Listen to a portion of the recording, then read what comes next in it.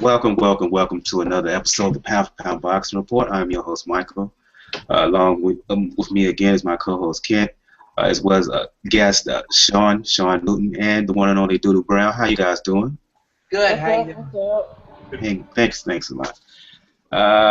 For those who are new to the Pound for Pound Boxing Report, the Pound for Pound Boxing Report is a show slash podcast slash blog that discusses all things boxing. Our motto is, when boxing is good, we will talk about it. When boxing is bad, we will talk about it. The bottom line is, if it concerns boxing, we will talk about it. Uh, to find more information on Pound for Pound Boxing Report, you can go to two places. You can go to the official blog page of the Pound for Pound Boxing Report. The link for that is p4pboxingreport.wordpress.com. And then we'll repeat that, p4pboxingreport.wordpress.com. You can also go to the podcast page. The link for that is p4pboxingreport.podomatic.com. On the blog page, you will find past episodes of the Pound for Pound Boxing Report podcast, as well as blogs written by yours truly. And on the podcast page, you can find all previous episodes of the Pound for Pound Boxing Report podcast. And on both of those pages, you can find links to where to find the Pound for Pound Boxing Report all over social media, all over Facebook, Google+, the Twitter address, which is at P4P Boxing Report. We're on Twitter, we're on Tumblr, we're on Pinterest, the RSS feed, as well as a link where you can donate your account, be a friend, be a pal, be a buddy, and donate your Twitter account. The link for that is donateyouraccount.com/P4P Boxing Report. Repeat that, donateyouraccount.com/P4P Boxing Report.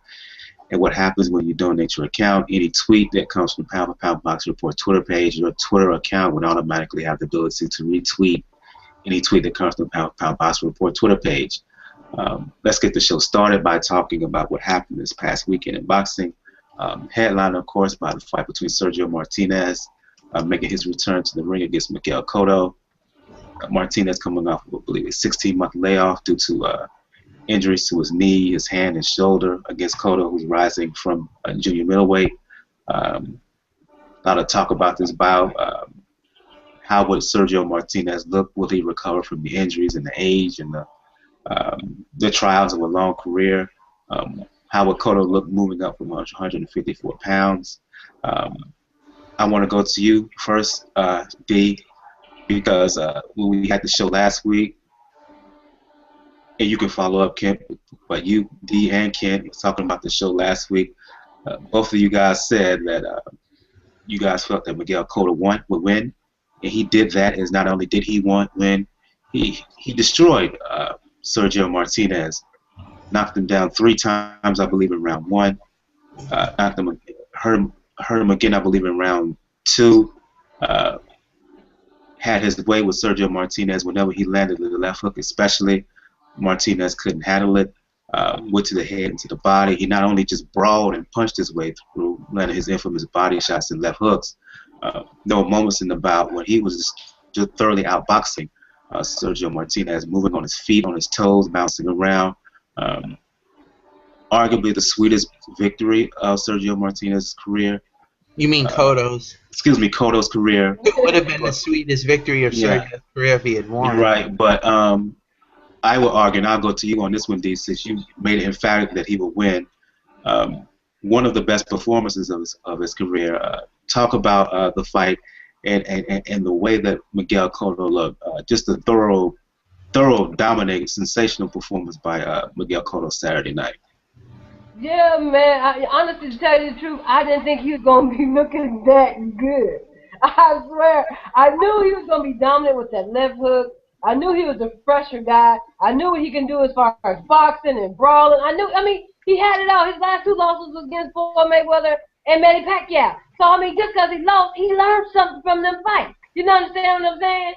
You know, he's a human being. You learn from these mistakes. I mean, he just thoroughly picked this guy mentally and physically apart. I mean, I haven't seen this guy. I haven't seen Miguel Cotto like this, man, since he first came out. And that's the God honest truth. And everybody kept saying, oh, don't go by the Devil Rodriguez fight. You know, Devil Rodriguez, he's a nobody. He just going to run around with his hands up. But I'm like, no, don't miss the point here. This guy guy has changed. I'm watching the way he just dominated this guy. You're not saying what I'm saying. I truly enjoyed the fight, man. And, good luck for Miguel defending his belt, man. I think he's back. That left hook is dangerous. I'm like, he just knew where to hit Sergio at. You know what I'm saying? Like, he hit him at the crown of his head. Every time he hit him at the crown of his head, that motherfucker legs that loose. I'll go to you. Somebody need to cut their sound down or get from the YouTube link because I'm hearing the echo. I'll go to you on this, kid. Not only did you predict Miguel Cotto would win, but you predicted that he would stop Sergio Martinez. And then as a result, Shawn and I, quite frankly, got egg on our faces tonight. What did you see heading into this bout that made you decide that Cotto would not only win, but that he would knock Sergio Martinez out? Was it just the fact of the condition of Sergio Martinez heading in? Did you think he was just old and his body couldn't hold up, or did you just see something in Cotto in the way he performed with Freddie Roach? See, the thing was, going into the fight, I saw, even though Cotto fought Delvin Rodriguez, okay, it's Delvin Rodriguez, I know. He's a B-level fighter at best, an ESPN lifer. I get it. Yeah. But I saw something in that fight that was a little different from him. He seemed a little bit more... At first, I just thought it was Delvin Rodriguez, but when I went back and looked at that fight, I just saw something different in him. Like, he was out there to prove a point. Like, he had some sort of fire. Like the fire that I think he had lost for a little while. Because there was a point where I thought he didn't have the same intensity. I thought the Trout fight, he lost a little of that edge that he had. I think it had a lot to do with just Trout beating him up. And I felt like he took some time off and he reevaluated, where he should go. And, he ended up working with Freddie Roach. And I think Freddie brought the best out of him, far as offensively brought that, that little bit of edge. And I think that's what he needed. That was one thing. Another thing was Sergio, the layoff of Sergio. Not necessarily the injuries. I thought it was the layoff. 16 months is a long time. 16 months is like, it's a lot of ring rust. You're not, and 16 months, he spent probably 3/4 of that time rehabbing instead of really training for the fight, because they were like, oh, they're like, well, he's training for the fight, he looks better than ever. But I knew for a fact that when you're coming off a broken hand, an injured shoulder, and busted up knees, you're going to spend a lot of time rehabbing. There's no time for you to get really physically ready for a fight. I'm not using it. I'm not using that as an excuse, for Sergio. But it makes a lot. If you look at it, it makes a lot of sense. And I thought, and I personally, in retrospect, now that I look back on it, maybe Sergio should have took a tune-up. Maybe Sergio should have took another fight before fighting Cotto. I don't think he jumped in it too damn soon. Yeah, I think he jumped back. Part of it, I think he jumped back into that competition too soon and too quick. He had a lot of ring rust, and quite frankly, I don't think he was as busted up. Like, I don't think the injuries even had anything to do with it on Saturday, because he came out of the fight healthy. He said his shoulder was fine, his knees were fine, and the only thing he suffered was a busted nose, which was obvious, and a cut eye.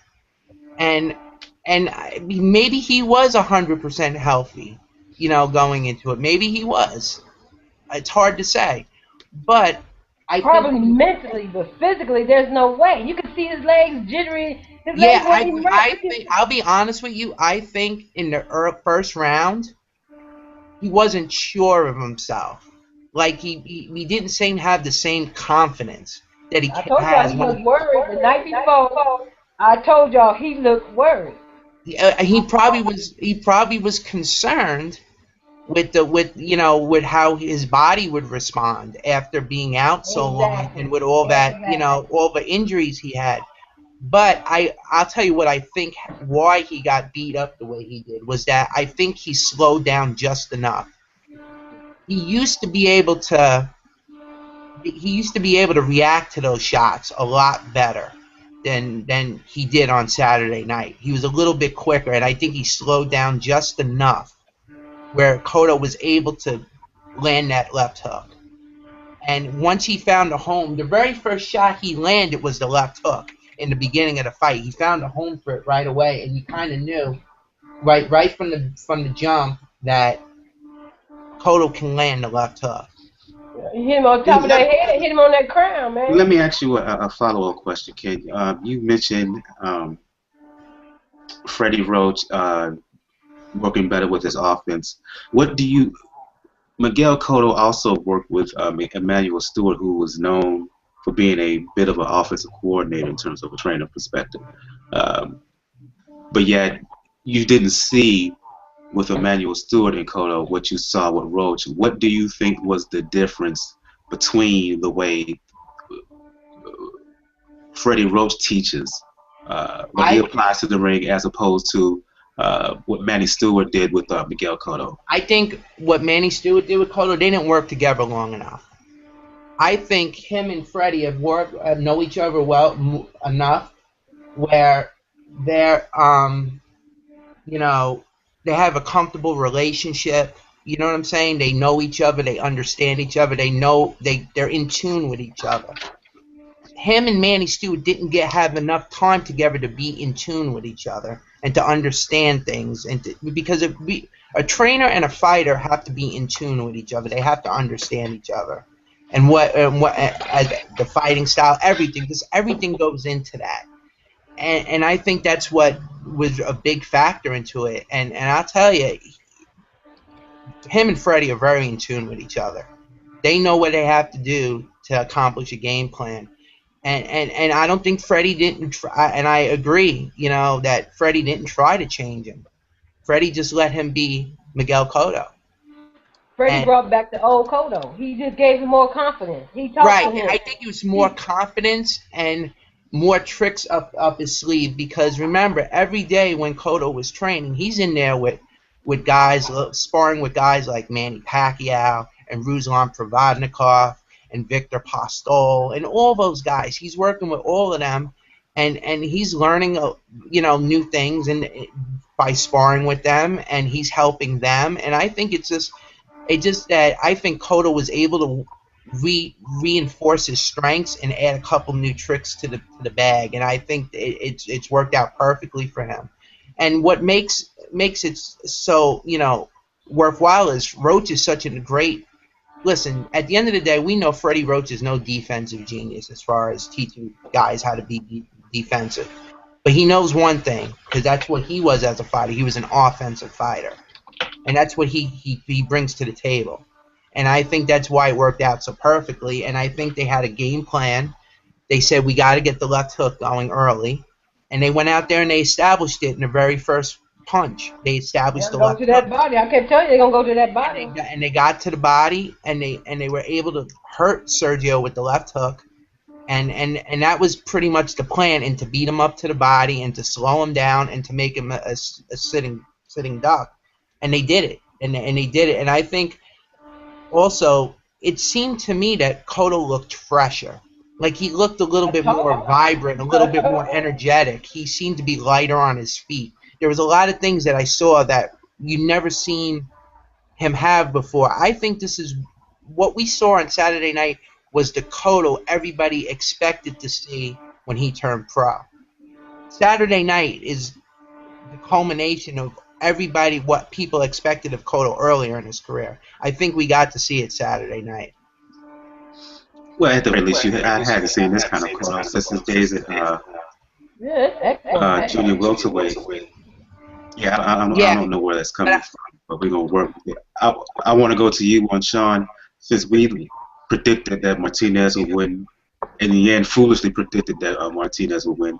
Quickly, your assessment of the fight, and let's talk about the future of Miguel Cotto. A lot of people talking about who we should fight next. Potential matchup is the winner of Canelo Alvarez and Erislandy Lara, who are going to fight next month on July 12th, I believe. People were also talking about a potential unification match with Triple G. And there's also mentioning of a rematch with Floyd Mayweather. Quickly, your assessment of the fight and the future of Cotto. Who do you see? I would just like to give Kent and D props for predicting correctly. Absolutely. They were on top of it. I would like to say that, you know, I think what Roach did was great. I mean, like, even what he was saying that basically it's putting Cotto in position to land his punches. And when he was in his position to land, it was going to make it difficult for Sergio to do what he wanted. And you could see by the way he used his footwork and he kept moving, he was able to put himself in good position to land the left hook. And he did all night. But, and not taking anything away from Cotto, but I think this is also a case of a fighter like Sergio getting old overnight. I mean, it looks very similar to what happened to Roy Jones. You know, a guy who was an athletic fighter, relies on his athleticism to get his punches off and to get away from punches, and he just doesn't have it anymore. So I wouldn't be surprised to see him retire after this. I think the reason he didn't take a pre-fight was because he knew that he probably just couldn't do it. You know, some people were saying that he was afraid that if he fought somebody else, he just would not look good and maybe put this fight in jeopardy. And this was his big money fight. Leading on to that, the big fight for Cotto next is Canelo. Huge fight, biggest fight in boxing. Are you cleaning your house? I think she's cleaning her house. Are you cleaning your house on my show, ma'am? No! I'm sorry. No, I'm not cleaning your house. I just ordered me some Chinese food. Go ahead. I'm listening. Go ahead, Shawn. What was you saying? I was just saying, I mean, I think the fight for Cotto next is Canelo. For the 160 belt, it will be an excellent fight. You know, they're both big. It just pushes the Puerto Rico-Mexican sort of rivalry. It will do excellent on pay-per-view. And it would be interesting to have a big fight that didn't have Floyd Mayweather or Manny Pacquiao involved. I agree with this point that the win of Canelo and Lara, particularly if it's Canelo, that's the biggest fight out there. Even bigger than a Floyd bout with whoever at this point. Huge numbers and whatnot. I want to ask you a follow-up question, Shawn. Miguel Cotto began his career at 140 pounds. Won a belt at 140, won at 147, 54, and now 160. He made history becoming the first Puerto Rican boxer to win a title in 4 different divisions. Let's talk about how this cements his legacy. This coming, of course, against the backdrop of Felix Trinidad, fellow Puerto Rican great, being inducted into the Hall of Fame.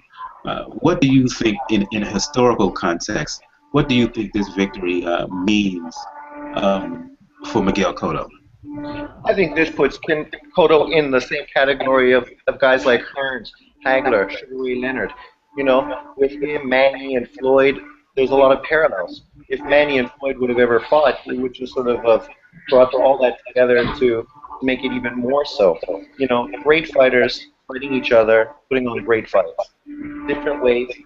And the great thing about Cotto is he's never shied away from a challenge. He fought all the best guys in boxing, whether he's won or lost, which you have to give him props. I mean, he's great for the sport, and he's had a great career, and whatever he does after this, I mean, it's just gravy. I mean, this is a huge win. Even if Sergio was shot, it doesn't matter, because he was willing to move up and take the fight at 160. And, you know, other people weren't willing to take that fight. And for him, it's a big achievement. I'll go to you quickly, Kid and D. The future of Miguel Cotto. Is Canelo, assuming he beats Lara, is that the next big fight out for him, or do you see other options? Yeah, man. Yep, that'd be a humongous fight. Yeah, I think Canelo's next for Cotto. I don't know about next, but that would be a great fight when it happens. No, it's gonna be next. There's no tomorrow. There's no tomorrow for Cotto. It's about making the most money and getting out of the game, and I think he's gonna do it. And if he's not gonna risk anything. He's not gonna go in there, take a fight, and get beat. He's got to go for the big money. He's got to go he's got to strike while the iron's hot, because his days are numbered. Okay, even though he looked really, really good against Sergio, he's still past his prime, and at any point he could end up like Sergio. He's only 33. He's only 33, but he's been in a lot of tough fights. Man, he looked great, man. He looked great. I admit that. He looked great, but he's also a little bit shot-worn 33. He's been in a lot of tough fights. Listen, look at he's been in some wars. Judah, the 2 Margarito fights, Pacquiao, Clottey, Mayweather. But it showed no effect when he destroyed Sergio Martinez. Not yet. Not yet, but it could eventually. But I don't think you never know with a guy like Cotto, because maybe if I Canelo, then they were like, oh my God, he's done. No, I never listen. Personally, I thought Cotto was past his prime against Trout, but I never thought he was shot. I just thought he was past his prime. And he still is past his prime. But you know what? At the end of the day, he has a great win on his resume. He's the first Puerto Rican to hold 4 world titles in 4 different weight classes. And he fought. He's a Hall of Famer. He's a Hall of Famer, and he should relish the fact that he beat Sergio Martinez, and it doesn't diminish anything that Sergio accomplished. Absolutely not. It does not diminish the fact that Sergio, listen, I'll be honest, I don't think Sergio was ever, I mean, he was on pound-for-pound list, but I never viewed him as truly an elite fighter, not on that level, but he's a very good fighter. And Cotto beat a very good fighter. He just had Sergio just had a short run at the top, at like the borderline top, because he never really had a big fight at middleweight or junior middleweight. But he's still a very good fighter. Wherever he retires on this fight is up for, it's up to him. I think he should. But if he decides not to, if he decides not to, there's still fights Sergio can win, but they have to be picked. They have to be specifically picked. And I think a guy like Sergio, who's a very proud fighter, is not going to go and want to pick fights at this point in his life. And I think he's going to retire on that note. He's had a very good career. He has nothing to be ashamed of. He's given us thrills. He's coming off the deck. In his title defenses, and came back and stopped guys. So he's giving the people what they want to see. There's no shame in losing to Cotto. And I heard a lot of people saying, "Oh, well, Sergio's a C-level fighter. He beat a lot of hand-picked guys, blah blah blah." A lot of on people who have no common sense whatsoever. Sergio fought a lot of ranked guys. They may have not have been the best. Listen, the middleweight division recently has been weak. It's not Sergio's fault. It's definitely not his fault. He's just fighting guys who are being put in front of him, and he came, and he beat them, and he had a nice reign, and he lost to a great fighter. There's nothing wrong with that. Nothing wrong with his career.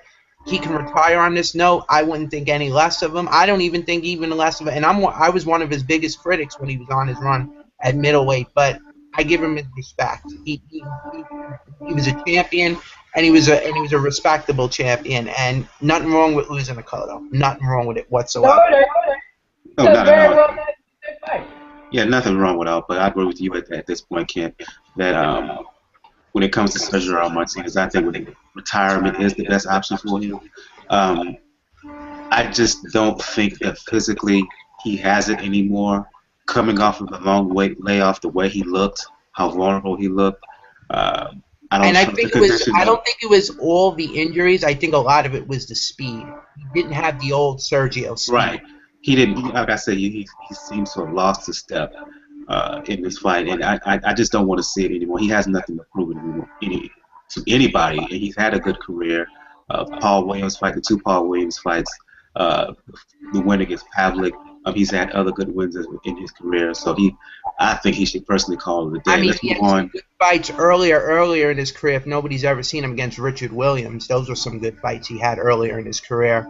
But most of his careers are on YouTube, so anybody want to check out some of Sergio's early stuff when he was at his best, it's all out there on YouTube. And I'm saying this for a lot of guys that are probably new to the sport. Don't base Sergio's career on a Cotto fight. Go back and look at his fights. Don't base it on that one fight. Yeah, He's a absolutely. very good fighter. That wasn't the Sergio that we've seen the last 5 years that fought on Saturday. Let's move on to a fight that happened on the undercard. As Andy Lee, who since losing in a title bid against Julio Cesar Chavez Jr. in 2012, has been on a 5-fight winning streak. He fought on the undercard of Martinez and Cotto against John Jackson. For those who don't know, John Jackson is the son of a former junior middleweight champion, Julian the Hawk Jackson. I will refer to UDNK on this bout because I didn't see it. I've been trying to look for the past few days, and you can't find it. As Andy Lee scored a 5th-round dramatic KO over Jackson, and from what I've read, it was a case of Jackson really dominating Andy Lee.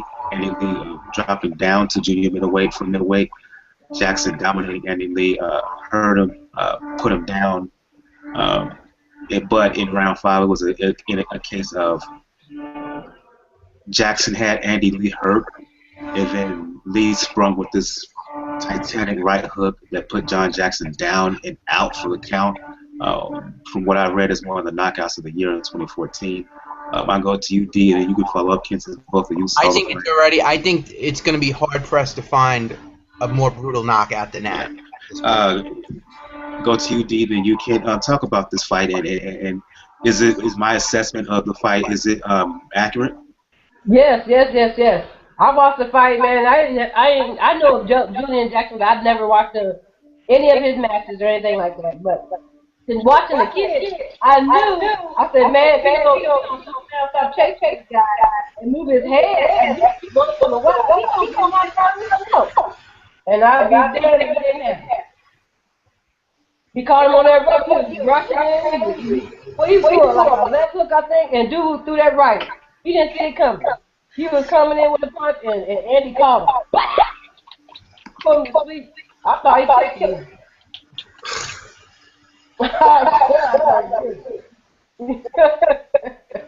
The way he was reacting after the knockdown, man. He was twitching. That was brutal. He was twitching on the canvas. I hadn't seen that in a while. It was kind of bad.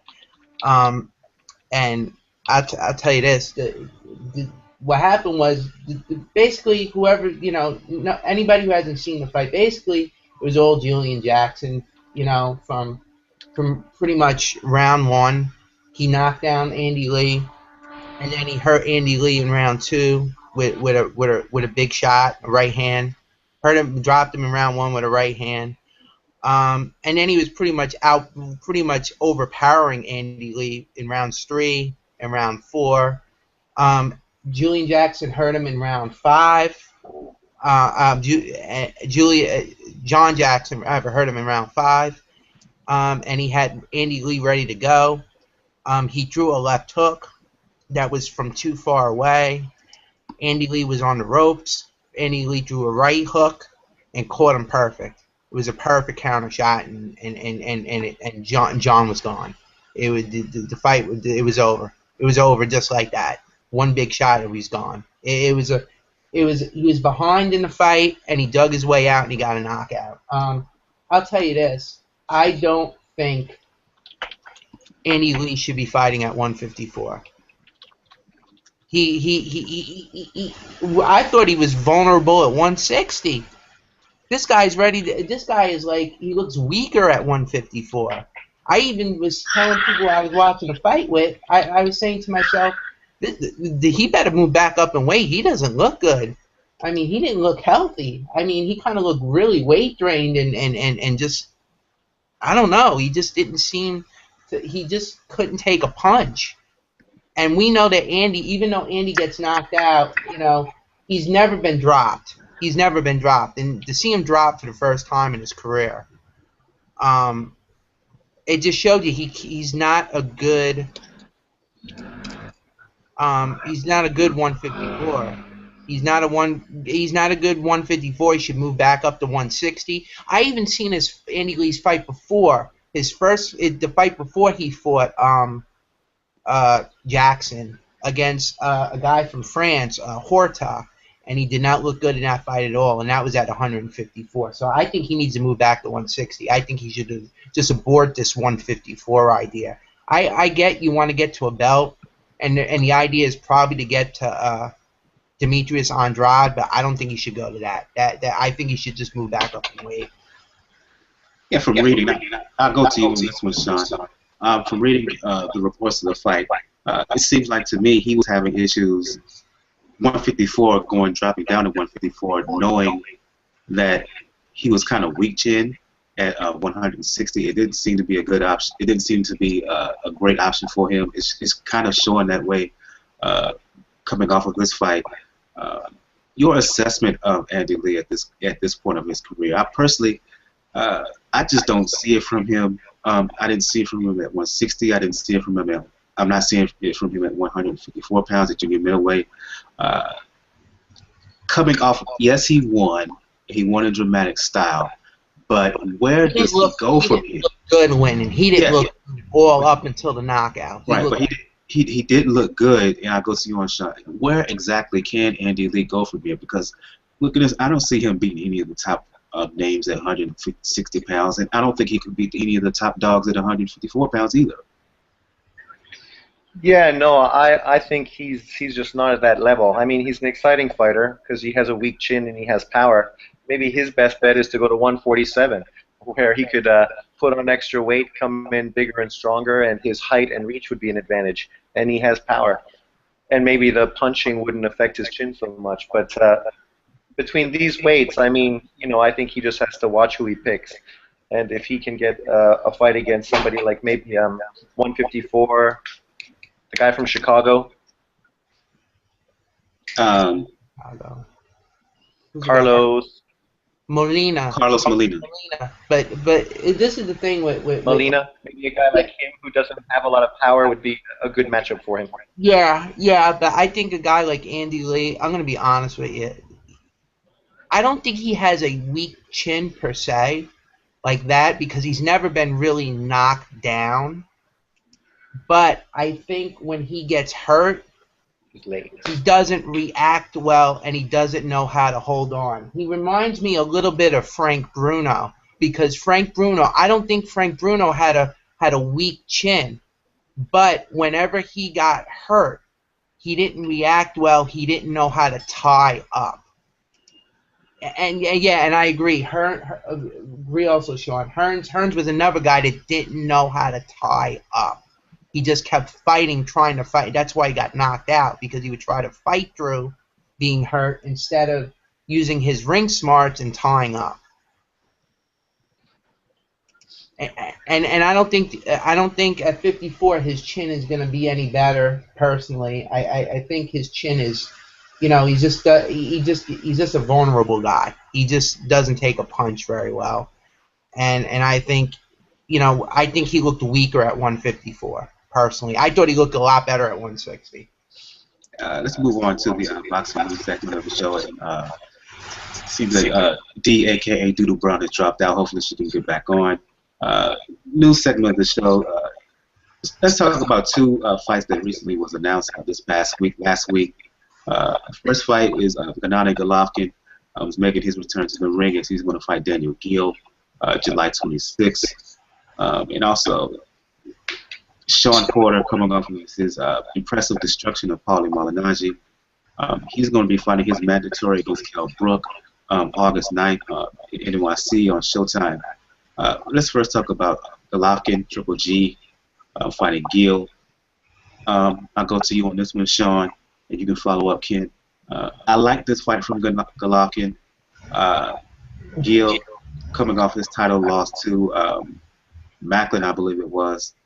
But it was he arguably could have got the decision, and I know Golovkin's coming in as the favorite. He should be the favorite, but I look at this fight And I think that Geale is going to provide him the toughest test of his career. Yeah, I mean, obviously this is GGG's most competitive fight at this point, depending on how it goes, of course. I mean, Geale is a good boxer, slick, uses lots of movement. Not the biggest puncher, but I mean, he uses lots of combinations and lots of angles. So it may be hard or difficult for GGG to get his punches off, because it might be hard to be set and ready to throw his punches against a guy that moves as much as Geale does. Geale's biggest problem is that he does tend to stand in the middle of the pocket and throw combinations, which may make him vulnerable to a counter shot from the heavy-handed GGG, who uses a good jab, cuts off the ring well. So it'll be nice. It's interesting to see him against a different style, because he's been fighting guys with big power but not a lot of movement. So to see him in with somebody that's a little different, a little more slick, will be interesting to see how his style adapts and how well he works with this kind of style. Your thoughts on this fight, Kent? I think it's going to be an interesting fight, because I think Geale will do things that Triple G has never seen in a fight. I think you're going to see some jabbing from Geale. I think Geale's going to try to use his legs a little bit more. But I think he's going to fall into some habits where he stands in where Geale stands in front and throws combinations, and he can be there to be hit with a counter shot. And we know Golovkin can do that. He's a underrated counter puncher. We've seen him counter punch before. So I think it's an interesting styles fight. I don't think Geale wins. But I think he gives Triple G a very stern test. I think he gives him a stern enough test where Golovkin, shows moments where he's having, some adversity. But I think at the end of the day, I think Golovkin knocks him out late. Let's talk about this fight coming up between Shawn Porter and Kell Brook, August 9th in NYC. We talked a lot about Porter coming off of his win over Malignaggi against Brook, a guy who I was high on a couple of years ago. Matter of fact, I said Kell Brook was a future champion waiting. But coming off of how Porter has looked in his last fight, I might have to make Shawn Porter the favorite here.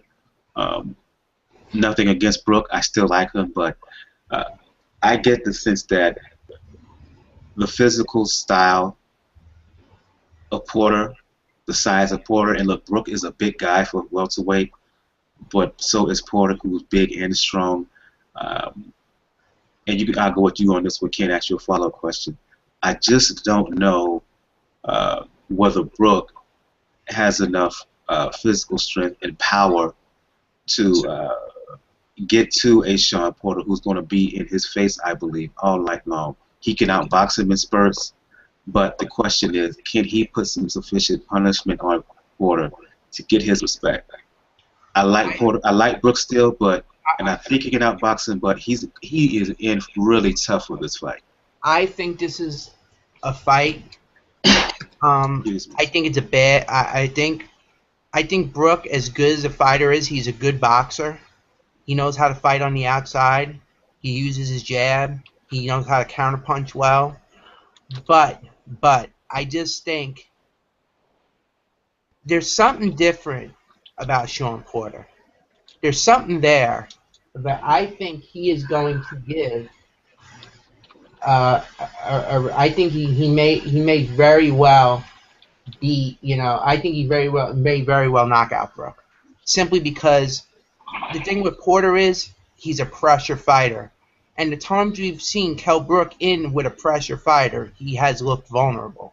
Namely, the first fight against Carson Jones. Carson Jones. That was the one fight, and even in instances in the second Carson Jones fight, when Carson was able to put on a little bit of pressure, you could see Kell Brook's wheels spinning, like he was like, well, what do I do? What do I do? What do I do? Like he was trying to think his way through it. And I think, you see, the thing is, Carson Jones is what he is, He's I'm not going to call him a glorified club fighter. I think he's a little bit better than a club fighter, but he's a middle of the pack contender. I'm going to be nice and say he's a middle of the pack contender. And if he was able to pressure and put Kell Brook on the ropes and make him feel the heat, and the way Shawn Porter has looked in his last 3 or 4 fights, I think this could be a really tough fight, and this could end up where Brook ends up getting knocked out, because Shawn is a very good pressure fighter, and he's developing a reputation where it's going to take somebody special, somebody with a real good punch, to stop him from coming in. And I don't know if Kell Brook has that power. He may very well, but I don't know. Do you think that fight was a good experience, now that I think about it, for Kell Brook, to help him deal what he's going to face against a Shawn Porter?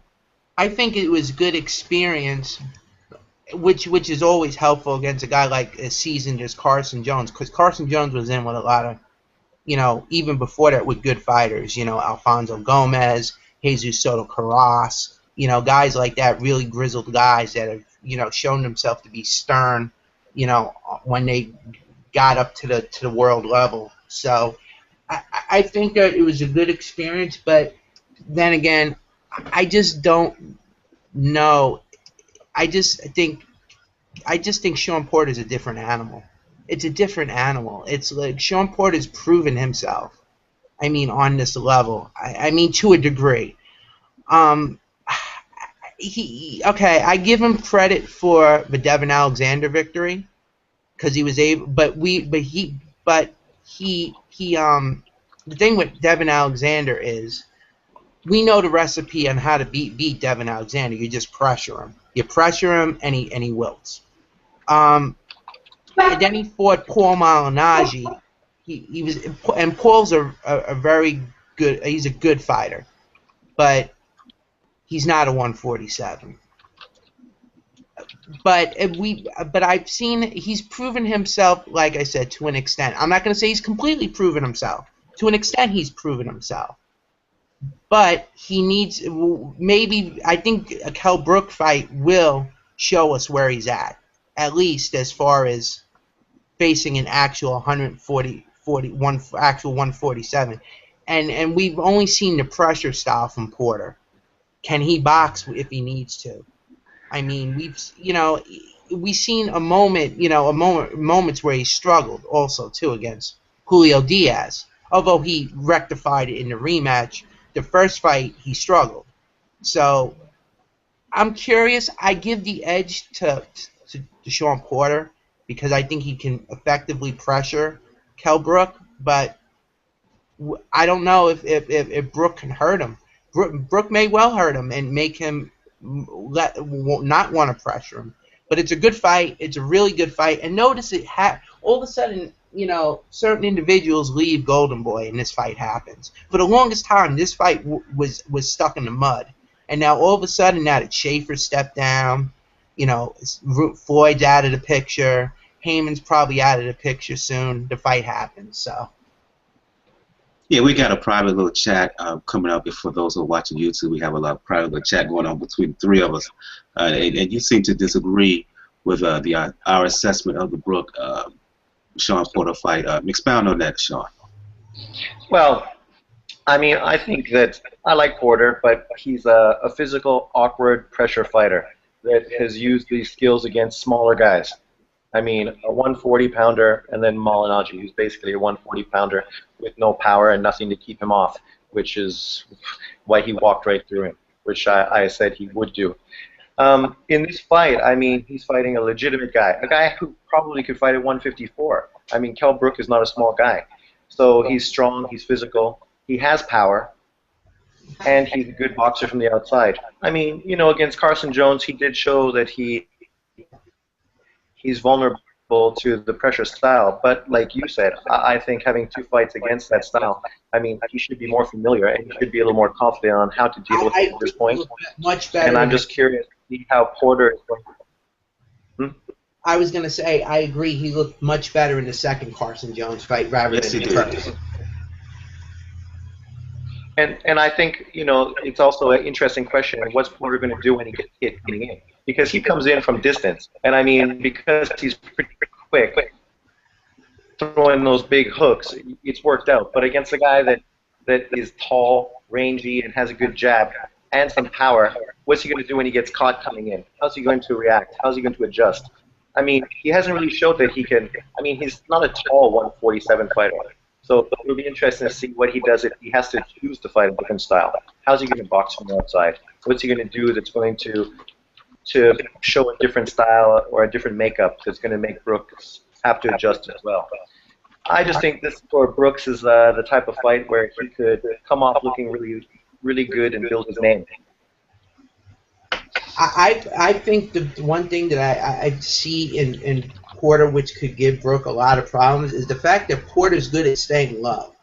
He stays low against, and I think that would benefit him against a taller guy. But you're right. It's kind of like a catch-22 fight. There's two guys that are wanting to prove themselves at the next level, and they both have a chance of beating each other. It's a 50-50 fight. I don't know. To me, it just seems like Porter, his style can be a handful, and even though Brook has looked good again when he fought Carson Jones the second time, we really have to see that against that type of level of opposition to know if he can handle a pressure fighter. I still think Porter hasn't fought a legitimate top caliber fighter at 143. So no, he hasn't. He's done just proven at that level. No, he hasn't. But I will give him. I give him more credit for the Alexander win, more than the Malignaggi. So do I. That's Alexander is top 10. So I mean that's legitimate. But that was like we say, I mean, Alexander also is shown against Bradley that style. I think the Malignaggi fight was a showcase. Was just a showcase for Porter to show people, that he was for public perception that he's the real deal. He's ready for the big fight. That was the type of thing with Malignaggi. I never thought he'd walk over. I thought he'd rough up Malignaggi, but I didn't think he'd knock him out. That's what I'm basing my assessment of Porter on, that Alexander fight. Alexander, he's a B-level guy. He's a solid guy at 140, 147. And I thought that he would outbox Shawn Porter. But, again, the physical style, the strength of Porter, he roughed him up. He did the same. He did what Tim Bradley did to Alexander. But to me, he was even more effective. And that was my surprise. And again, look, as I said before, Brook can win. He's a big guy at the weight. You're right, Shawn. He probably could fight at 154 pounds right now if he wanted to. But again, I wonder. See, I don't think Brook has faced a guy as physically strong as Shawn Porter either. Because as Kid and I talked about in the past, Porter, when he was an amateur, was at 100. He was fighting at middleweight. People don't realize that when Porter first turned pro, he was fighting at 165 pounds, and he moved down in weight. So, he was a small, bulkier guy, and he moved down to 147. So, and you notice he brought a lot of his strength that he had at the higher weight down with him, which plays into his hands. It works to his benefit. And I agree with that part, but it's gonna be interesting to see how he deals with a guy that's just as strong as him. Yeah, exactly. That's the point, because Brook, for what it's worth, he is a strong guy. He is a strong guy, and he's tough and he's rugged. I think it's a good fight. I just think that Porter probably, at this point, he may have a little bit more, but I can't wait for the fight. I can't wait. I really can't really elaborate, more on that, but I just think it's going to be a really good fight. Yeah, absolutely. Any last words before we move on to the fight previews and begin to shut down the show? Shawn?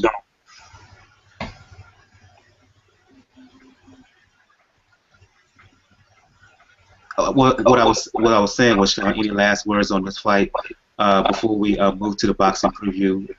Before we preview this weekend's action, then begin to shut down the show. I'm just happy to see that they continue to make great fights this year, competitive fights that are competitive, and we can discuss and have different opinions on. It's great for boxing. Yeah, absolutely. Let's move on to the previews, and I want to say for those who may be watching live on YouTube and maybe listen to the podcast later on, I'm sorry for the bit of the echo problems, little tech issues on our part, my part specifically, I believe. Again, sorry for that. Let's move on to the preview, boxing preview. Fights coming up this weekend as on HBO in Brooklyn. Ruslan Provodnikov coming off of his title win over Mike Alvarado to win a WBO junior welterweight belt. He's going to set to return to the ring against Chris Algieri for Provodnikov's title. And I'll go to you on this, Kent. From what I've seen of Algieri, I like him. He's a pretty decent talent to me. He's a pretty good fighter. But the problem is, Provodnikov, he's a beast. He's a beast who's riding an all-time high wave of momentum. Made Alvarado quit. Gave Timothy Bradley hell. He is on quite a roll, and I just don't know, given his obvious strength and power, I just don't know if Algieri has enough to stop him. I think he'll take him some decent rounds. I think he'll land his share of punches on him, but I think at the end of the day, just the will and the pressure and the physicality and the power of Provodnikov may well be too much at the end of the day. Oh, I agree. I'll tell you this though. I think Algieri will give him a go. I think he's gonna have I think Algieri will have an edge speed wise. A little bit of an edge speed wise. I think he'll be able to land some good combinations. But the thing with Algieri is he doesn't have power. He doesn't have big power. He doesn't have the power to stop Provodnikov. But I think he will have some success landing combinations, which concerns me because Provodnikov does cut, and that concerns me a little bit. And if Provodnikov gets cut, we've seen when he's gotten cut, he gets some nasty cuts. He's just lucky that he hasn't been stopped by one of those cuts yet. And that's going to be a concern probably from here on out, because when you get older and you have thin skin like that, the cuts don't get better. They only get worse. So that's the one thing I'm concerned about. But other than that, I think Provodnikov will probably, take a couple rounds to assess what he has in front of him.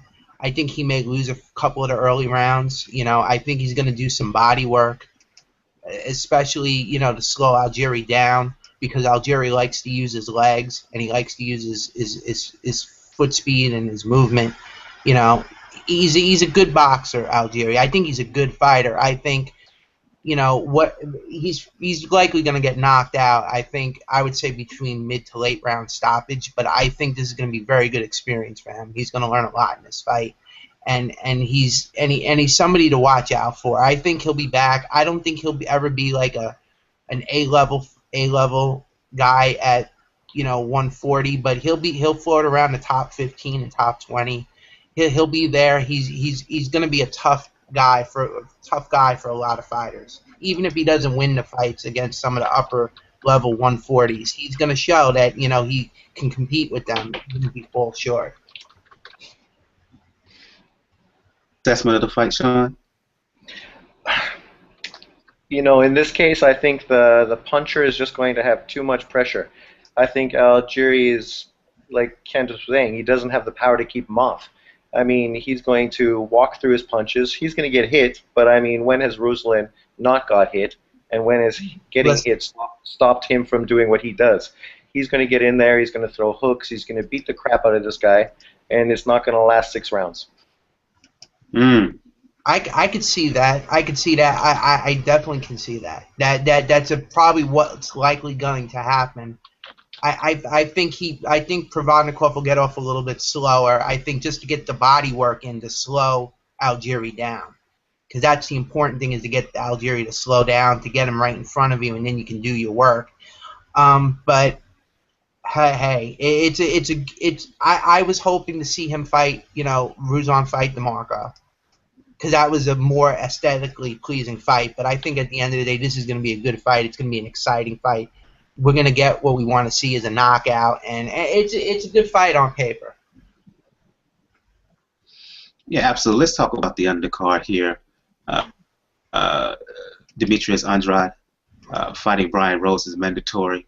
I'll go to you on this one, Shawn. Andrade, he's had, I've had issues with him in terms of his opponent's level of opposition. I just thought he hadn't fought quality opposition.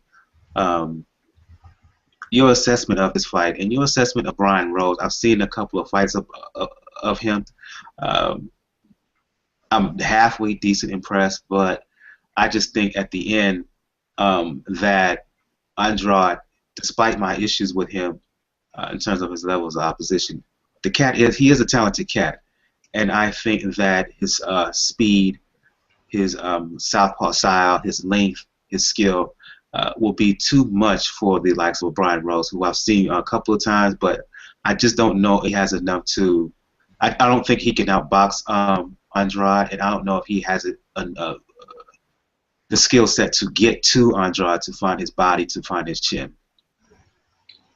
I think it's just like you're saying. I mean, Andrade's level of competition has been limited, and I think this is just another case of the same sort of thing. This guy is coming in as an opponent to basically make Andrade look good, to push him further, and to try to build his name up for bigger fights against the bigger guys in the division. I think this is just basically putting him in there to look good. I mean, the same as Ruslan, right? They're putting him in there with opponents who they're going to knock out. Hopefully, that's what they're hoping for, and it's going to build their names and make them look good, and then they can put them in there against name opponents for big fights down the road. Your thoughts on this, Ken? Are we off base here?